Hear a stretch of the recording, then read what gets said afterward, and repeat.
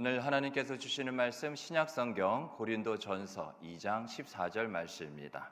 신약성경 264쪽 고린도전서 2장 14절 말씀. 고린도전서 2장 14절 우리 다 같이 한 목소리 읽겠습니다. 육에 속한 사람은 하나님의 성령의 일들을 받지 아니하나니 이는 그것들이 그에게는 어리석게 보임이요 또 그는 그것들을 알 수도 없나니 그러한 일은 영적으로 분별되기 때문이라. 아멘. 한 주간도 평안하셨습니까? 하나님의 은혜 가운데 주님께서 우리의 삶에 또 우리의 마음에 어떠한 질고와 어려움과 괴로움과 고통이 있다 한다 할지라도 하나님은 우리를 위로하시는 분입니다. 모든 것이 합력하여 선을 이루기까지 역사하시고 또 그렇게 우리를 사랑하시는 하나님을 의지하며 오늘 또 말씀 가운데 귀한 평안으로 우리를 덮어주실 것을 또한 싸매 주실 것을 우리가 마음에 확신하며 옆에 있는 분들에게 이렇게 축복하겠습니다. 성령은 밝히십니다. 인사합니다. 태초에 하나님께서 천지를 창조하셨습니다. 모든 진리를 담고 있는 성경은 바로 이 말씀으로 시작을 하고 있죠. 그러면서 하나님께서 하신 첫 번째 말씀이 있었는데요, 그 하나님의 첫 번째 말씀을 성경은 이렇게 기록하고 있습니다. 창세기 1장 3절로 4절 말씀이죠. 하나님이 이르시되 빛이 있으라 하시니 빛이 있었고 빛이 하나님이 보시기에 좋았더라. 하나님이 빛과 어둠을 나누사. 하나님은 빛이 있으라고 말씀하셨습니다. 그랬더니 정말 빛이 있었습니다. 그 말은 뭐죠? 우리는 지금 빛이 있는 세상을 살고 있기 때문에 당연하고 자연스럽다고 여기지만 정말 여러분 살면서 칠흑 같은 어둠, 우리가 보통 어둠 가운데 있으면 이 시야가, 우리의 눈이 환경에 금방 적응을 해서 아무리 어두워도 어느 정도 약간의 그러한 빛의 느낌이랄까요? 제가 물리학을 공부한 건 아니지만 입자든 분자든 뭐든 좋습니다. 조금이라도 그러한 빛의 기미가 있으면 우리의 눈이 주변의 어두운 가운데도 어느 정도 적응을 해서 대충 손을 뻗어서라도 더듬거리면서 움직일 수가 있죠. 그런데 정말 칠흑 같은 어둠, 우리는 지난 밤에도 경험을 했습니다. 눈을 한번 잠깐 감아 보실까요? 눈을 뜨시기 바랍니다. 뜨셔야 돼요. 주무시면 안 돼요. 뜨셔요. 눈을 뜨라고 하면 뜨셔야죠. 눈꺼풀을 받으면 아무것도 안 보입니다. 그래도 지금 빛이 있으니까 이렇게 느낌적인 게 있는데 빛이 없는 어두운 가운데 아까 말씀드린 것처럼 시간이 지나면 좀 그래도 그 어두운 가운데 어느 정도 우리가 적응을 하지만 주변도 어두운데 우리가 눈마저 감아버리면 그때는 정말 아무것도 보이지가 않습니다. 그게 우리가 빛이 있는 이 세상 가운데서도 이전에 빛이 없었던 상황이 어떤지 잠깐 느낄 수 있는 흑암이에요. 하나님이 빛이 있으라 하셔서 정말 빛이 있었더니 우리가 아까 살펴본 창세기 1장 4절 말씀처럼 그 빛을 보시자 하나님의 반응이 나타납니다. 하나님은 이것을 우리에게 알려주고 싶었던 거예요. 빛에 대한 나의 이와 같은 마음이 바로 이것이다라는 것을요. 빛이 하나님이 보시기에 어떠하였다고요? 좋았더라. 하나님이 처음 빛을 만드시고 또 그 만드신 빛을 향하여서 하나님의 첫 번째 마음, 성경은 하나님의 뜻과 계획과 마음 모든 것이 바로 담겨져 있잖아요. 그런데 성경 처음에서 하나님의 마음이 무엇인지를 가장 먼저 나타내주고 있는 것은 하나님이 좋아하셨다는 거죠. 무엇을요? 빛을. 빛이 있는 것을 좋아하셨다는 겁니다. 하나님은 어떤 분이십니까? 하나님은 빛을 좋게 여기시는 분입니다. 그래서 우리를 가리켜서도 뭐라 말하고 있어요? 성경은 빛이라고 하셨습니다. 우리 에베소서 5장 8절 말씀 다 함께 읽겠습니다. 시작. 너희가 전에는 어둠이더니 이제는 주 안에서 빛이라 빛의 자녀들처럼 행하라. 아멘. 우리가 주 예수 그리스도의 은혜 가운데 주님 안에 있게 되었습니다. 우리가 먼저 하나님을 사랑한 것이 아니고 하나님께서 먼저 우리를 사랑하셨고 우리에게 먼저 찾아오셨기에 그 사랑으로 인해 우리가 이제 예수 구원의 은혜를 통하여 영원한 생명을 허락받았기에 영원한 생명이 있어야 가능한 영원한 사랑, 우리 안에 시작된 거고 그 영원한 사랑 안에 우리가 있는 것이죠. 그래서 우리가 주님 안에서 하나님이 또한 먼저 빛이시기에 우리가 주 안에 있으므로 우리 또한 무엇이라는 거죠? 빛이라는 거죠. 우리 모두는 전에는 어떻게 해요? 어둠이었습니다. 우리 모두는 전에는 다 어둠이었어요. 하지만 이제는 주님 안에 있는 하나님의 자녀들이 되었습니다. 우리가 바로 빛의 자녀들이 된 거예요. 누구의 자녀들 하면 바로 부모가 누군지, 아버지가 누군지를 말해주고 있는 거죠. 하나님은 빛이십니다. 그래서 그 빛으로 부르신 거죠. 그런데 빛의 자녀들이라면 어떠해야 하느냐? 나 이제 빛의 자녀들이다. 끝난 게 아닙니다. 어둠이었어요. 어둠의 자녀들이었습니다. 어둠에 속했어요. 그런데 빛으로 옮기셨습니다. 빛의 자녀가 되었죠. 그러면 빛의 자녀에 합당한 행동을 하면서 사셔야 합니다. 빛의 자녀들이면서 어둠의 일들을 여전히 하며 살아가는 것은 하나님을 기쁘시게 하는 게 아닙니다. 우리 마음에는 기본적으로 하나님의 형상대로 지어졌고 구원을 받았기 때문에 그것을 배워서 그것을 누군가가 세뇌시켜서 주입해서도 아닌 우리 마음 가운데는 이제는 하나님을 모르지 않고 하나님을 알기에 또는 우리의 자녀여 왕이심이 분명하기에 이것을 날마다 경험하기에 우리 스스로 마음속에 그 꿈틀거리는 중심의 그 마음이 무엇이냐? 하나님을 기쁘게 해드리고 싶다는 거예요. 우리 어린아이가 이제 유치원이든 아니면 요즘은 아이들이 발달이 빨라서 어린이집에서 이렇게 막 그림을 그려요. 아빠 이게 사람이, 아빠 이게 이 그림이 아빠야. 제가 이제 아이들도 어렸을 때 그 그림을 딱 가지고 왔는데요. 제가 괴물이더라고요. 얼굴은 이만해요.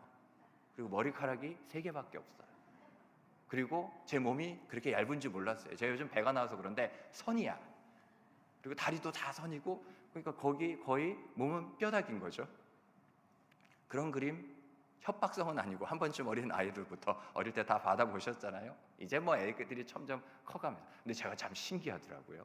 애들끼리 짰나? 요즘 어린이집 요즘이 아니고 그렇게 가르쳤나? 그렇죠? 사람을 그리면 애들은 다 얼굴은 이만하게 그리고 다른 건 선인 거죠. 얼굴을 그리다 지쳤는지 몰라도 그 이야기를 드리고자 한 게 아니라 그 아이가 솔직히 그건 내가 아니거든요. 그런데 처음 아빠의 그림을 가져왔을 때 모든 아빠의 마음, 부모님의 마음, 엄마도 그린 것도 마찬가지죠. 어땠을까요? 기쁘죠. 그 아이는 왜 갖고 왔을까요? 협박하려고? 당신은 괴물이야 이렇게 무시하려고요? 아니죠. 아빠를, 엄마를 내가 그린 그림이야 하면서 기쁘게 해드리려고. 자녀된 본성이 바로 그겁니다. 부모님을, 우리의 하나님 아버지를 기쁘시게 해드리는 것. 그럴 때 왜요? 어려도요. 그렇게 했더니 내가 이미 기쁜 마음으로 충만해서 그 그림을 부모님한테 보여드리며 부모님이 기뻐하시는 걸 보니 어때요? 더 기쁜 거예요.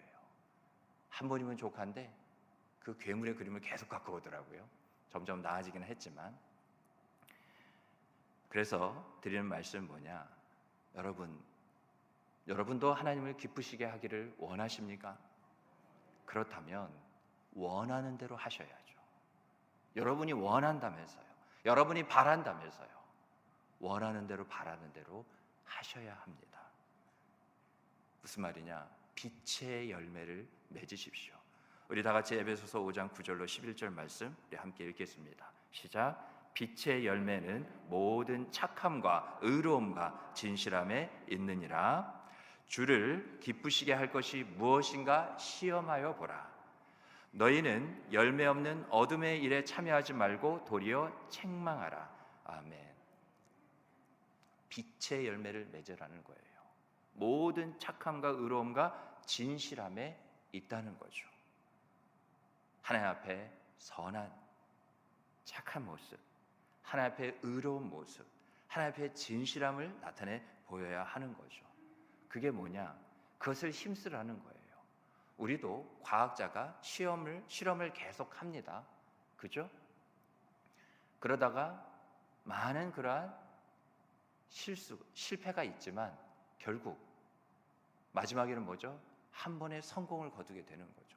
거듭되는 실패는 사실은 점차 성공으로 나아가는 그러한 길이라는 것을 우리가 이미 알고 있죠. 우리가 어려서도 학교 다닐 때 시험을 봅니다. 물론 너무 그렇게 성적 지상주의가 되어서 등수를 매기는 그러한 현실이 안타깝기는 합니다만, 사실 시험의 목적이 뭐죠? 내가 잘 배웠는지, 알고 있는지, 이해하고 있는지를 평가하는 거죠. 그래서 아는 것에 대해서는 확신을 갖게 되고, 틀린 것에 대해서는 어떻게 됩니까? 알게 되는 거죠. 그리고 그것을 또 깨달으면 더욱더 지식에, 학업에 진보가 있게 되는 것 아닙니까? 아까 말한 10절에 뭐라고 그랬어요? 주를 기쁘시게 하는 것이 무엇인가 시험하여 보라는 거예요. 그 말은 뭐냐? 돌아봐야 되는 거죠. 내가 주님을 기쁘시게 한다고 하는데 아직 주님을 기쁘시게 못하는 부분이 있을 수 있어요. 우리는 완전한 존재가 시작부터 아니잖아요. 우리는 이미 연약합니다. 그런데 우리 주 예수 그리스도의 장성한 분량에 충만한 데까지 성령의 도우심 가운데 우리는 이루고 있는 거예요. 그래서 우리가 서로를 탓할 필요도 없고 하나님도 탓하지 않으십니다. 과정 가운데 있는데, 끝이 아니고 결말이 아닌데 섣부른 판단일 뿐이죠. 여러분, 남이 나를 책망하면 어떻습니까? 기분이 안 좋죠. 그런데 책망받을 짓을 하는데도 그 사람이 책망받지 않으면 그 사람은 어떻게 될까요? 모두가 힘들어집니다. 다른 사람은 물론이거니와 자기 자신도 속이는 것이지 결국에는 힘들게 할 뿐이에요. 그러면 어떻게 해야 할까요? 아까 우리가 마지막 살펴본 11절 말씀을 지금 이야기하고 있는 겁니다. 말씀처럼 나는 내 자신이 스스로 누가 책망하기 전에 먼저 책망해야 합니다. 그러면 한 가지 또 한번 여쭤볼까요? 내 자신을 책망하는 게 쉬울까요? 어려울까요? 지금 여러분의 표정은 이 단순한 질문이 어렵다는 표정인데 어렵죠. 쉽지 않습니다.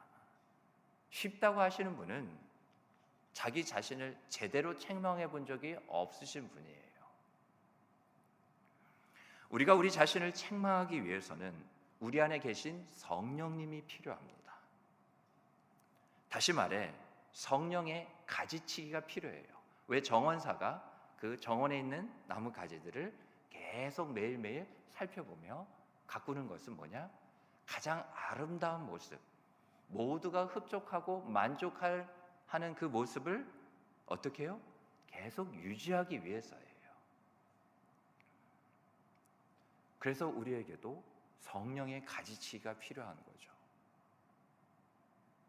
정원사가 가지치기를 하면 하루, 이틀 정도는 괜찮을 수 있어요.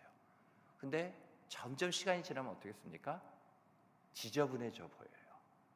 그죠? 삐죽삐죽 나온 가지가 너무나 자기 멋대로 그렇게 뻗어져 버리니까. 그래서 끊임없이 계속해서 가지치기를 해주는 거죠. 정원사가 말이죠. 우리에게도 성령의 가지치기가 필요합니다. 빛의 자녀인 우리가 빛의 열매를 맺으며 살아가기 위해서는 성령께서요, 우리의 신앙과 우리의 삶에 불필요한 가지들을 치셔야만 돼요. 그래서 아주 부잣집에는 정원사가 운전기사도 있고 집안일을 도와주신 분도 있지만 그렇게 정원사도 상주할 수도 있어요. 정말 큰 부자는 말이죠. 월급을 줘가면서. 이유가 뭘까요? 가까이 있어서 늘 단 하루의 그러한 지저분한 것도 보이지 않고 계속해서 그 아름답고 보기 좋은 모습을 유지하기 위해서인 거죠. 성령이 어디 계시다고요? 우리 안에 나와 함께 살고 계시다고요. 마태복음 7장 19절로 20절 말씀을 보면 다음과 같이 기록되어 있습니다. 아름다운 열매를 맺지 아니하는 나무마다 찍혀 불에 던져지느니라. 이러므로 그들의 열매도 그들을 알리라. 과수원지기가 과실수의 모든 가지를 그냥 두지 않는다 그래요. 처음 열매를 맺은 가지를 위해서 거기에 더 집중적으로 많은 영양분이 공급돼서 그러한 탐스러운 결실을 맺기 위해, 열매를 맺기 위해 나머지 가지들을 쳐주는 거죠. 아까 20절의 말씀이 뭡니까? 그들의 열매로 그들을 알겠다는 겁니다. 누가요? 주님이. 우리를 어떻게 하시느냐? 나의 열매, 우리의 열매를 보고 아시고 판단하시겠다는 거죠. 오늘 말씀의 주제가 성령의 조명하심인데요, 우리가 어둠의 열매를 맺지 않고 모든 착함과 의로움과 진실함이라는 빛의 열매를 맺기 위해서는 무엇이요? 성령의 조명하심이, 그 은혜가 필요합니다. 그래서 계속 나누는 말씀 속에 이 은혜가 있기를 간절히 소망합니다. 첫 번째는 뭐냐? 성령은 거룩을 조명하십니다. 성령은 하나님의 거룩한 영이에요. 그래서 한자어를 따라서 거룩할 성자, 영령자, 거룩한 영이 바로 성령입니다. 하나님의 영이시죠. 성령은 우리가 거룩하기를 원하시는 하나님의 뜻을 따라서 우리의 마음에 날마다 거룩을 비추십니다. 가지치기를 하신다고 그랬잖아요. 거룩한 열매를 맺기 위해 거룩한 빛을 비춰주시는 거죠. 왜 그래요? 내가 거룩하니 너희도 거룩하라. 하나님 아버지의 말씀의 뜻입니다. 성령은 하나님의 영입니다. 하나님의 모든 것을 알고 계시는 분은 딱 한 분, 성령입니다. 하나님의 깊은 것까지 통달이라고 그래요. 성경은 통달하고 계시는 분은 성령밖에 없습니다. 그래서 하나님은 성령을 통해서 내가 거룩하니 우리도, 빛의 자인 우리도 그 빛을 잃지 않도록, 거룩의 빛을 잃지 않도록 날마다 그 거룩한 전기불은, 전기가 공급원이잖아요. 그죠? 등불은 기름이 공급원이에요. 그래서 성령이 거룩한 빛을 비추도록 그 거룩함의 능력을 날마다 우리에게 부어 주시는 겁니다. 성령께서 조명하심을 통해서. 하나님은 하신 말씀을 반드시 이루시는 분이시죠. 그래서 하나님은요, 포기하지 않으십니다. 쉬지도 않으셔요. 주무시도 졸지도 아니하시고 멈추시지도 않습니다. 무엇만큼은 성령을 통하여 우리의 마음, 심령을 조명하시는 성령의 불은 한 번도 꺼진 적이 없고 꺼지지 않는다는 것을 꼭 마음에 새기시기 바랍니다. 거룩은요, 우리가 알죠? 분별이에요. 오늘 본문 하반절에도 분별이라고 나오는데요, 영적인 분별은 영적인 분별이잖아요. 뭐 이성적인 세상적인 분별, 판단, 구분 그런 거 아니라는 거예요. 영적인 분별은 성령이 조명해 주셔서 철저하고 명확하게 구분하는 겁니다. 내가 하는 게 아니라고요. 우리가 영적으로 분별하는 삶을 살아야 되죠.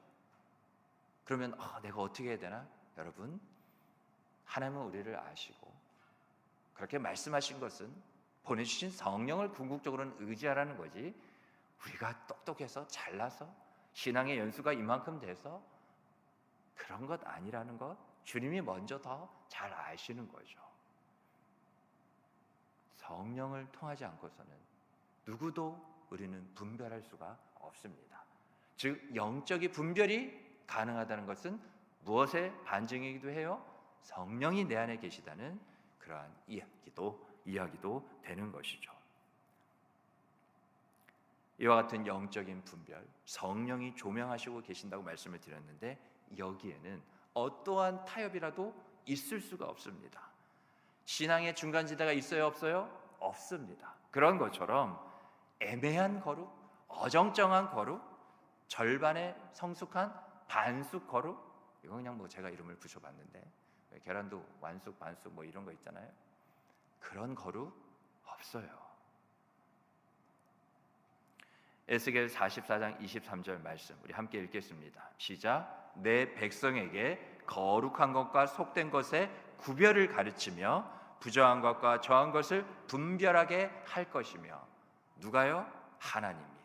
누구를 구체적으로 통해서? 우리에게 보내주신 성령을 통해서. 내 백성이라 그랬어요. 내 백성만큼은 내가 이것을 꼭 해야 할 것이고 하고 말리리라. 거룩한 것이 있고 속된 것이 있는데, 앞서 말씀드린 것처럼 우리는 분별할 수 없어요. 저 분별할 수 있는데요.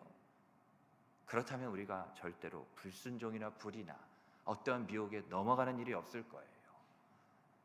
분별이 되는데도 그렇게 범죄한다는 것은 하나님을 향한 대놓고 반항하는 거고 저항하는 거고 대적하는 것이니까요. 정한 것과 부정한 것을 분별하게 할 것이라는 거예요. 그럼 거기에 뭔가가 빠지지 않았습니까? 어떻게 해요? 누구를 통해서요? 성령을 통해서. 성령으로 말미암아 우리에게 구별을 가르치시겠고 분별할 수 있도록 하게 하시겠다는 겁니다. 하나님은 그렇게 성령을 우리 마음에 보내주시고 성령은 우리 마음을 그래서 날마다 진리로 비춰주시는 거예요. 부정한 것과 정한 것, 속된 것과 거룩한 것을 분명 나누는 기준은 있어야 되잖아요. 그런데 성령이 아니고서는 그 기준이 내가 된다는 거예요. 세상의 어떠한 그러한 유행이나 어떠한 모습들, 소위 말해서 대세, 흐름, 이게 기준이 되어버리고 만다는 거예요. 성령의 조명하심이 없으면. 그래서 그 진리가 바로 기준이 되는 거죠. 그 진리를 통하여서 성령이 조명하시기 때문에 우리가 이 모든 것을 구별하고 분별할 수 있게 되는 겁니다. 그러면 여러분, 방금 들으신 것처럼 성령이 우리 마음을, 저와 여러분 마음을 진리로 비추신다고 했는데요, 만약에, 절대로 그런 일은 없습니다. 만약에 비춰주시지 않으면 어떤 일이 일어날까요? 한번 생각해 보신 적 있을까요? 하나님은 왜 굳이 성령을 우리에게 보내주셔서 우리 마음을 꼭 비춰주셔야만 하는 그 이유가 뭐냐는 거죠. 대답을 먼저 드리면 꼭 비추셔야만 하는 이유가 있어서 그래요. 비추시지 않으면 우리에게 안 좋은 일, 제가 그냥 가볍게 아침이니까 안 좋은 일 정도로 말씀을 드렸는데 어떠한 끔찍한, 참혹한, 참담한 일로 이어질지도 몰라요. 성령이 우리에게 조명해 주시는 이유는요, 바로 우리의 죄 때문입니다. 나의 죄성 때문에 그래요. 죄는 우리의 지성과 의지를 가리고 어둡게 합니다. 뭐가요? 죄가. 에덴 동산에서 선악과를 먹었거든요. 먹지 말라 그랬어요, 하나님이. 근데 먹었잖아요. 먹으면 어떻게 된다고 그랬죠? 반드시 죽는다고 그랬어요. 그러면 바람직한 모습을 우리가 성경을 통해서 알고 있기에 범죄하면, 하나님 앞에 죄를 범하게 되면 어떻게 해야 되죠? 1번 숨는다, 2번 회개한다. 답은 올해부터는 그냥 제가 다 하기로 했어요. 여러분을 사랑하니까. 네, 그렇죠. 회개해야죠. 그런데 아담은 어떻게 했어요? 숨었죠. 범죄해서 회개하는 게 맞는데 그 죄가 우리를 완전히 가리우게 돼요. 처음부터 가리는 게 아니에요. 헷갈려요. 우리를 계속 사단과 마귀가, 악한 영과 어둠의 세력이 미혹하는 거죠. 진리로 계속 비추는 것을 흔들어 놓는 거죠. 그래서 진리를 온전히 붙잡지 못하게 되는 거죠. 그 진리를 놔버리는 순간, 그 조명하심의 자리에 우리가 날마다 있어야 됨에도 불구하고 거기를 벗어나는 순간, 이런 거예요. 깜깜한 그런 연극 무대예요. 주인공이 나와서 막 독백을 하는 거죠. 그런데 그 주인공이 계속 움직여요. 그래서 조명기사가 계속 비춰야 되죠. 그런데 핀트가 어긋났어요. 반대 방향으로, 배우는 이쪽으로 가는데 조명이 순간 조명기사가 착각해서 반대를 했어요. 그 배우가 보일까요? 안 보일까요? 안 보인 거죠. 그 조명하심, 그 조명 아래, 그 빛 가운데서 벗어나고 사라지게 된 거죠. 어둠 속에 있게 되는 거죠. 그걸 이제 깨달은 조명기사나 배우는 다시 이제 그 빛으로 들어가겠죠. 바로 이거라는 거예요. 빛은 우리를 밝히 드러나고 진리 가운데 살게 하지만, 죄는 우리의 지성과 의지 모든 것을 가리우고 어둡게 하기 때문에 숨는 거예요. 보통 숨을 때 어디로 숨죠? 왜 숨어요? 잘 이해가 안 되면 지금 굳이 술래잡기를 해서 그것을 우리가 또 깨달을 필요는 없잖아요. 왜요? 나를 감추려고, 보이지 않게 하려고. 그러면 가장 좋은 곳이 어디예요? 어두운 곳이에요. 동산나무 사이에 숨었어요. 왜요? 나무 사이는 햇빛이 비치니까 그림자가 지잖아요. 다시 그 어둠 가운데 들어간 거예요. 성경은 그런 말을 하고 있지 않지만 우리가 충분히 알 수 있는 거죠.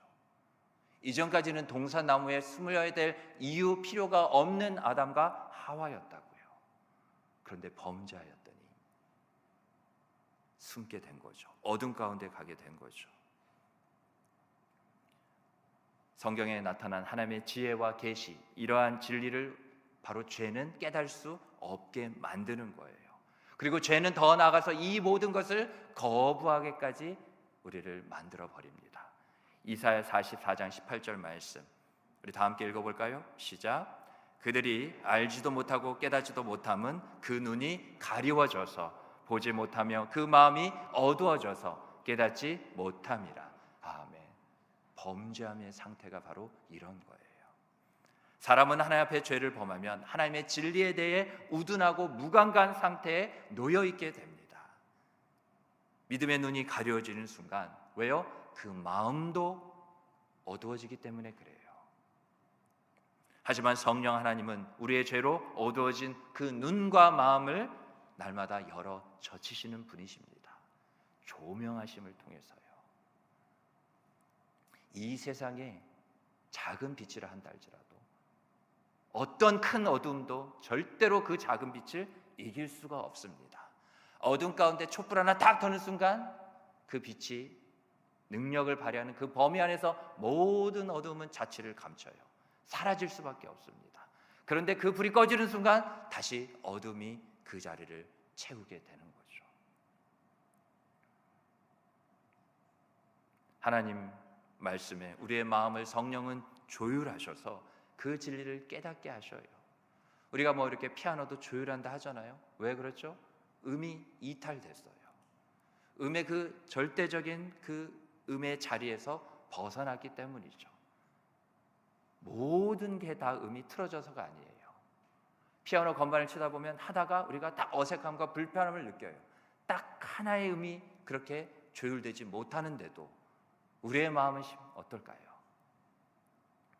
바울은 이와 같은 성령의 역사하심을 믿었기에 에베소 교인들을 위해서 이렇게 기도했습니다. 에베소서 1장 17절로 18절 말씀인데요, 우리 주 예수 그리스도의 하나님 영광의 아버지께서 지혜와 계시의 영을 너희에게 주사 하나님을 알게 하시고, 18절 말씀이죠, 너희의 마음의 눈을 어떻게 해요?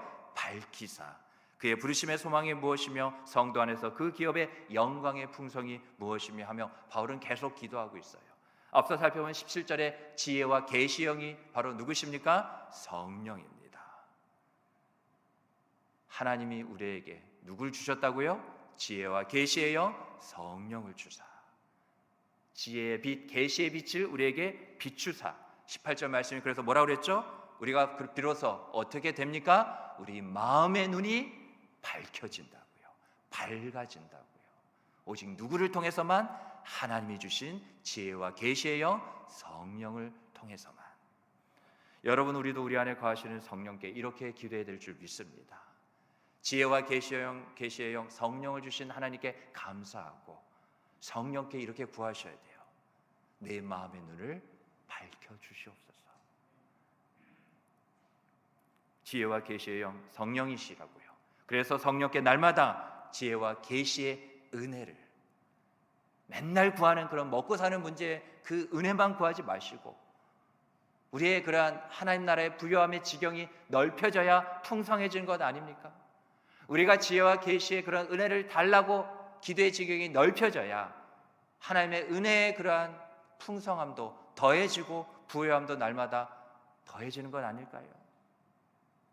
구하셔야 돼요. 그게 성령을 의지하는 겁니다. 우리가 삶에 적용해 보면 가정에서 남편으로서, 아내로서, 또한 아버지로서, 어머니로서 성령의 조명하심을 통해 내 안에 하나님의 지혜와 계시가 충만해진다고 생각해 보세요. 그렇게 지혜와 계시가 충만해져서 내게 맡기신 그 남편과 아내의 위치, 아버지와 그 어머니 그 자리에서 잘 감당할 수 있도록 구하셔야 돼요. 좋은 엄마 아빠 되길 원하세요? 좋은 그런 남편, 아내, 부부가 되기를 원하세요? 그러면 성령께 기도하셔야 된다니까요. 내가 그러한 좋은 아빠, 좋은 엄마, 좋은 남편, 좋은 아내, 부부가 될 수 있도록, 그렇게 부모가 될 수 있도록 성령님 내게 합당한 지혜의 빛을, 계시의 빛을 비춰주세요. 그렇지 않으면 어떻게 된다고요? 내 마음대로, 내 원하는 대로 남편으로 달라고 그러고 아내라 하려고 그러고, 그죠? 아빠, 엄마 노릇 하려는 거죠. 심각하게 생각해 보세요. 정말 위험할 수 있습니다. 우리에게 주신 자녀, 저와 여러분의 자녀이기 전에 하나님의 자녀예요. 우리는 위탁받은 거예요. 이 세상에 정말 많고 많은 가정이 있잖아요. 우리가 낳은 게 아니에요. 우리가 사랑해서 그렇게 낳을 수 있는 게 아니라고요. 생물학적으로는 그럴지 몰라도 하나님이 많고 많은 가정 중에 우리 부부를, 우리 가정을 가장 합당하게 여기셨어요. 좋게 여기셨다고요. 내가 너희 가정에 너희를, 부모인 우리 세대를 빛으로 삼았기에, 먼저 나의 자녀라 삼았기에, 빛의 자녀이기에, 빛이 있으라 하는 너희 이 가정, 나의 나라, 하나님의 그 나라 가운데 빛이 있는 것을 하나님께서 어떻게 여기신다고요? 좋게 여기신다고요. 성령의 조명하심이라는 그 빛이 우리의 심령 가운데, 우리의 가정 가운데 날마다 있어야 이게 하나님 보시기에 좋았더라, 그러한 가정이 된다고요. 하나님이 인정하시는 가정, 더 영원한 크고 놀라운 빛으로 우리와 함께 하기를 원하시는 그 가정이 된다고요. 뿐만 아니라 교회도 마찬가지예요. 나 아니어도, 여러분 저부터 그렇습니다. 착각하지 마세요. 착각하면 안 됩니다. 나 아니어도 돼요. 반월절교회 임채웅 목사 아니어도 돼요.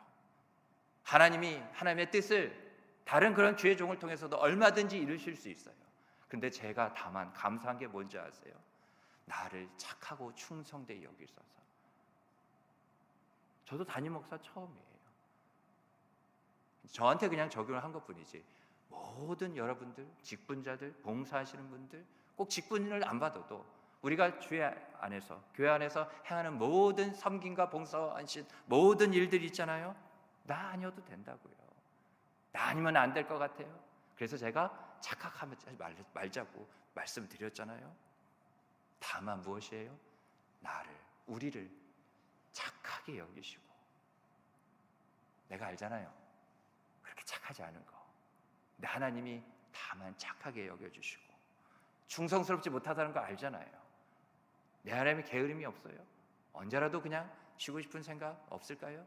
다만 충성스럽게 여기셔서 이 일과 이 직분을 맡기셨으니 항상 교만하지 말고 늘 겸손함으로 원망과 시비가 없이 모든 일을요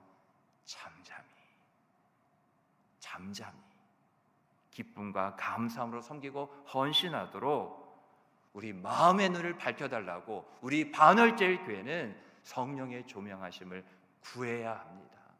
기도하셔야 돼요. 부흥은 그렇게 오는 거예요.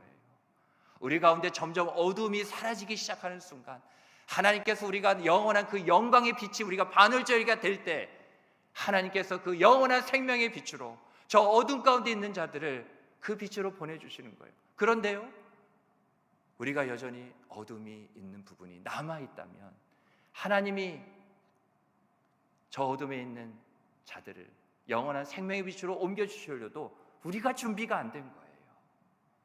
그래서 우리 간헐적 교회가 회개해야 돼요. 그리고 하나님은 회개하시면 미쁘시고 의롭다고 하셨잖아요. 모든 불의에서 우리 간헐적 교회의 모든 불의를 깨끗하게 하실 수 있는 분은 하나님뿐이시라고요. 그게 영광 아닐까요? 하나님은 그 영광을 간헐적 교회 성도인 저 여러분 우리 모두에게 정말 보여주고 싶은 거예요. 하나님 나라 가면 이제 영원한 영광을 보게 되는데 그 전에 하나님의 나라가 이런 것이구나, 하나님의 나라 더욱 가고 싶다, 소망과 확신 가운데 살게 하시기 위해서 이미 예수님 말씀하셨잖아요. 너희 마음 가운데 하나님의 나라가 있느니라. 하나님은 이미 시작하셨다고요. 우리도 함께 달려가야 되지 않겠습니까? 성령을 의지하세요. 반월절 교회 여러분, 지혜와 계시의 영을 허락해달라고, 그 빛을 내게 먼저 비춰달라고. 가정에 내가 포함되어 있잖아요. 소속되어 있잖아요. 반월절에도 내가 소속해 있잖아요. 하나하나의 빛이 하나님이 원하시는 뜻 가운데 그 빛을 다 발휘한다면 얼마나 눈부시게 휘황찬란할까요? 그렇게 내가 먼저 기도하고 또한 우리가 기도하면 성경에서 우리 공동체 안에 나타내실 그 영광의 풍성함을 위해 우리 각자에게 지혜와 계시로 조명해 주실 줄 믿습니다. 두 번째로는요, 성령은 말씀으로 조명하십니다. 우리가 지금까지 성령은 거룩을 조명하신다고 은혜를 나눠봤는데요, 그러면 성령은 어떻게 그 거룩을 조명하실까 하냐는 거죠. 앞에서도 잠깐 나왔지만 성령은 말씀으로 조명하십니다.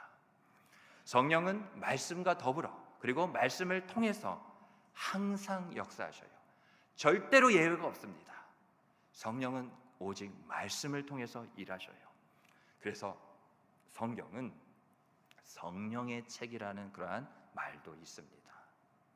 고린도후서 4장 6절 말씀에 보면 다음과 같이 기록되어 있죠. 어두운 데에 빛이 있으라 말씀하셨던 그 하나님께서 예수 그리스도의 얼굴에 있는 하나님의 영광을 아는 빛을 우리 마음에 비추셨느니라. 그래서 우리 기독교가 계시의 종교라는 거예요. 비밀한 것, 감춰진 것을 밝히 드러내 보이는 거예요. 언제부터요? 처음부터 시작부터 하나님은 다 알려주고 시작하시는 거예요. 내 새끼니까, 내 백성이니까, 내 자녀이니까 숨길 게 없는 거죠. 가장 누구보다도 먼저 주고 싶은, 부어주고 싶은, 베풀어주고 싶은 아버지의 마음이며 왕의 마음인 거죠. 시편 119편 105절에 우리가 잘 알죠. 주의 말씀은 내 발의 등이요 주의 말씀은 내 길에 무엇이라고요? 빛이니라. 그래요. 말씀이 빛이에요. 그러기에 주님은, 성령은 조명하실 때 다른 것 아니고 말씀으로 그 거룩을 조명하시는 거예요. 그 말씀처럼, 주의 말씀은 내 길의 빛이라는 그 말씀처럼, 구절처럼 하나님의 말씀은 어둠을 몰아내고 물리치는 빛입니다. 능력이라고요. 빛을 우리 마음에 비추셨다는 것은 말씀을 우리 마음에 비추셨다는 거예요. 그래서 하나님의 은혜를 받고자 한다면 주의 음성을 들으실 때, 성경을 읽으실 때, 묵상하실 때, 우리 교회는 큐티하는 교회잖아요. 성령의 조명하심을 항상 구하셔야 되는 거예요. 말씀을 대할 때는 딴 기도 필요 없어요. 아픈 거 낫게 해주세요. 낫게 해주실 거예요. 저 경제적으로 힘들어요. 하나님께서 채워주실 거예요. 말씀 앞에, 하나님 앞에 나갈 땐 항상 무엇이요? 우리가 어두운 모습으로 나갈 수 없어요. 그건 죄악된 모습이니까요. 거룩하신 하나님 앞에 나아갈 때 늘 무엇이요? 성령의 조명하심을 기도하시고 구하셔야 돼요.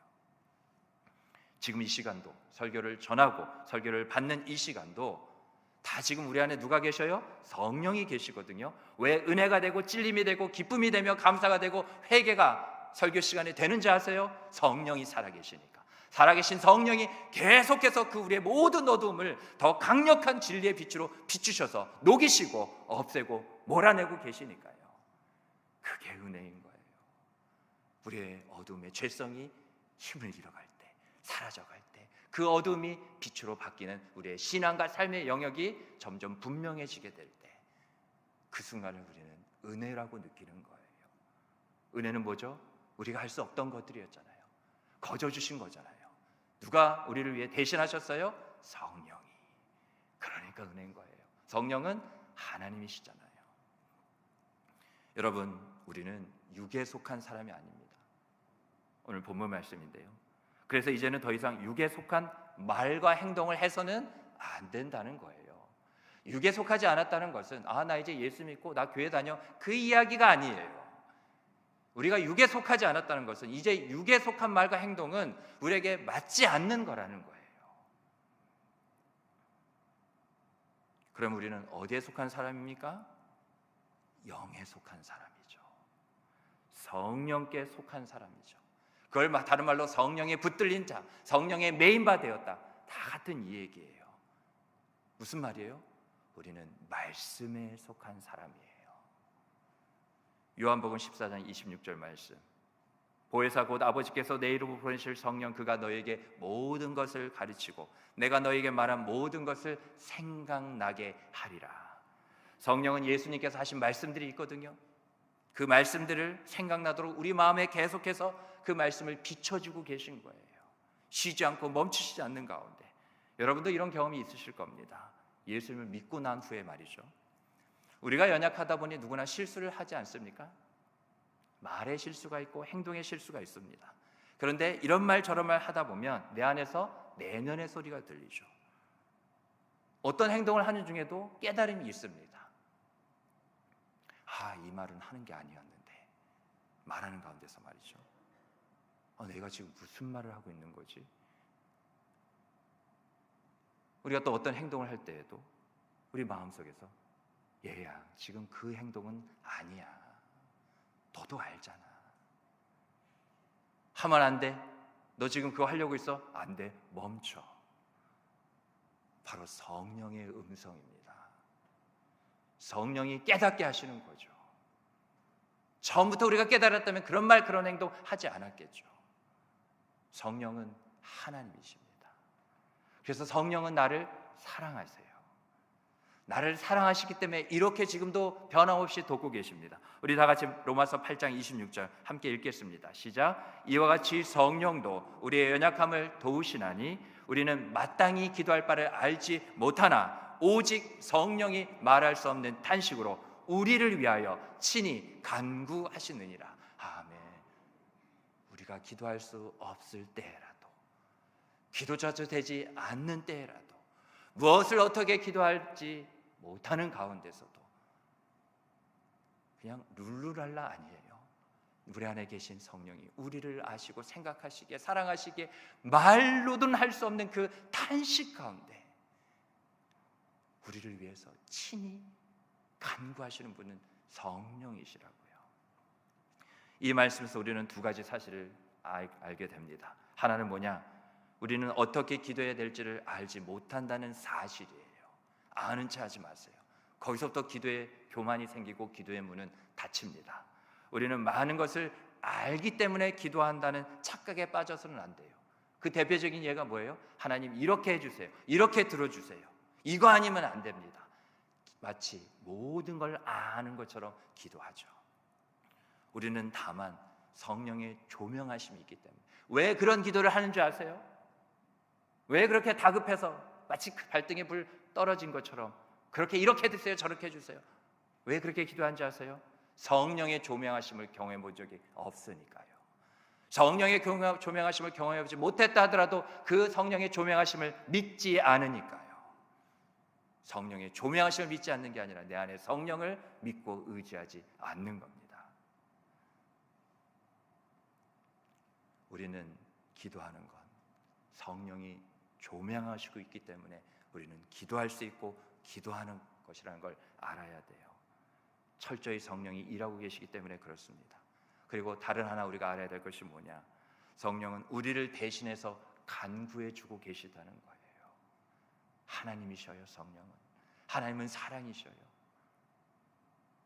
그래서 우리가 구하거나 생각하는 것보다 능히 넘치도록, 내가 기도한 적 없거든요. 근데 이렇게 잘 살고 있어요. 여러분 심장 계속 뛰게 해달라고 기도하신 적 있어요? 다른 게 더 막 급해서 그냥 심장은 안 뛰어도 되고 그냥, 그죠? 이런 거 있으면 좋겠다, 저런 데 갔으면 좋겠다, 그렇게 먼저 기도하신 걸까요? 아니잖아요. 기도하지 않아도 이거 심장 멈추면 죽어요. 경험을 안 해봐서 잘 모르시는 모양인데 굳이 경험하실 필요는 없습니다. 언젠가 한 번은 경험하게 돼요. 다. 그 이야기를 드리려고 온 게 아니고, 하나님은 우리가 얼마나 약한지 아세요. 그래서 여러분, 성령의 조명하심 아래 말씀은 기도가 되고 기도는 말씀이 돼요. 언제? 성령의 조명하심 아래. 여러분, 말씀이 묵상하고 통독 많이 했어요. 근데 왜 말씀대로 기도 못한다고요? 성령의 조명하심 아래 있지 않으시니까. 말씀 따로 기도 따로예요. 말씀이 기도가 못 돼요. 또 기도도 말씀이 안 돼요. 이게 무슨 얘기냐? 하늘에서 뜻이 이루어진 것처럼 이 땅 가운데서 이루어지기를 바라며 주신 말씀의 은혜를 따라 기도해야 하는데 기도하지 못한다는 거죠.